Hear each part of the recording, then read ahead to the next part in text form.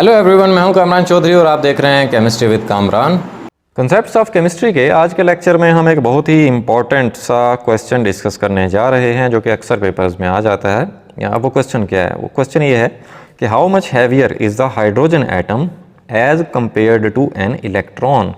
कि hydrogen atom एक electron से कितना ज़्यादा हैवी है, ये क्वेश्चन है और इसका हम लोग आंसर एक्सप्लेन करेंगे आज कि कैसे आप लोगों ने कैलकुलेट करना है कि हाइड्रोजन एटम कितने टाइम्स हैवियर है एक इलेक्ट्रॉन से। ठीक है, अब यहाँ पर मैं आपको क्लियर कर दूँ कि देखें हाइड्रोजन को हम इलेक्ट्रॉन से क्यों कंपेयर कर रहे हैं, क्योंकि हाइड्रोजन का अगर आप एटॉमिक नंबर देखें तो वो 1 होता है, उसके न्यूक्लियस में 1 प्रोटॉन होता है और उसके शेल में 1 इलेक्ट्रॉन होता है।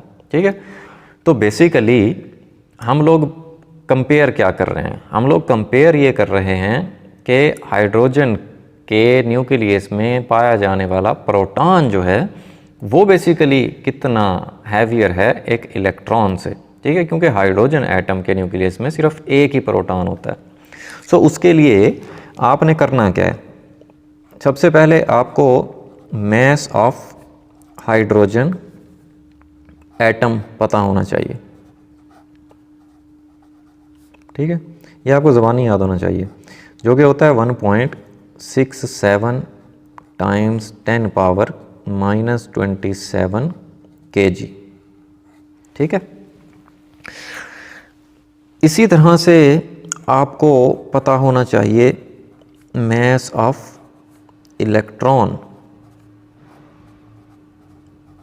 मास ऑफ इलेक्ट्रॉन की वैल्यू भी आपको ज़बानी याद होनी चाहिए, जो कि होती है तकरीबन 9.11 टाइम्स 10 पावर -31 kg। ठीक है, तो ये 2 वैल्यूज़ आपको पता होनी चाहिए। एक तो मास ऑफ हाइड्रोजन एटम पता होना चाहिए, जो कि बेसिकली प्रोटॉन का मास ही होता है। ठीक है, ये जो मास की वैल्यू लिखी हुई है ना, ये प्रोटॉन के मास की वैल्यू लिखी हुई है। अब यहाँ पर हम क्यों यूज़ कर रहे हैं? क्योंकि मैंने आपको बताया कि हाइड्रोजन के न्यूक्लियस में 1 ही प्रोटॉन होता है। ठीक हो गया। अब आपने करना क्या है? अब आपने करना ये है कि बेसिकली आपने ना इन दोनों इक्वेशंस को कंपेयर करना है।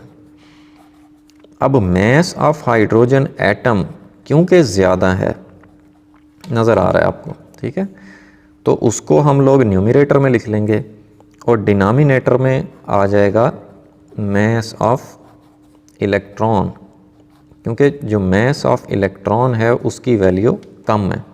ठीक है, सो ऊपर हम लोग लिख देते हैं मास ऑफ हाइड्रोजन एटम की वैल्यू और डिवाइड कर देते हैं इसको हम लोग मास ऑफ इलेक्ट्रॉन की वैल्यू से। ठीक हो गया। सो ये आंसर आएगा आपका तकरीबन 1833। अब आपको पता लग गया क्या भला कि hydrogen atom is 1833 times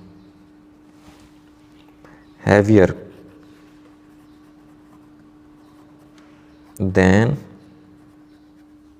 an electron.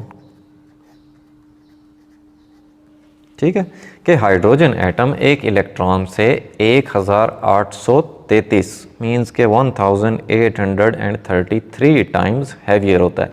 So hopefully आपको ये क्लियर हो गया होगा कि कैसे हम लोग कैलकुलेट करते हैं कि एक हाइड्रोजन एटम जो है वो इलेक्ट्रॉन से कितने टाइम्स हैवियर होता है।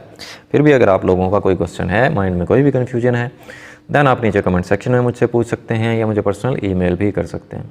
अगर आपको वीडियो पसंद आई है देन चैनल को सब्सक्राइब ज़रूर कीजिएगा, वीडियो को लाइक किया करें, शेयर किया करें। Thank you very much.